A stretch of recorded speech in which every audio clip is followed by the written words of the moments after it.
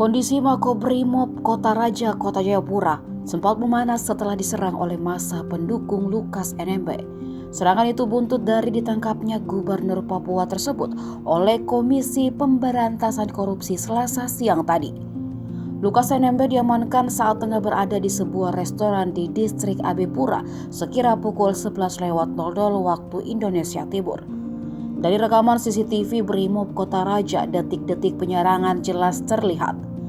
Masa awalnya berkumpul di depan Mako. Saat mencoba masuk ke dalam, mereka dihalangi oleh anggota Brimob. Keadaan makin memanas ketika ada pendukung Lukas NMB seorang diri maju menyerang bahkan mengejar anggota Brimob.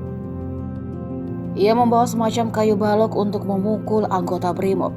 Orang tersebut bahkan tanpa rasa takut ketika anggota Brimob lain mencoba menangkapnya. Lukas NMB telah ditetapkan sebagai tersangka sejak 5 September 2022 dalam kasus suap dan gratifikasi senilai 1 miliar rupiah. Proses hukum sempat mandek karena Lukas NMB beralasan sakit dan mangkir 2 kali dari panggilan KPK.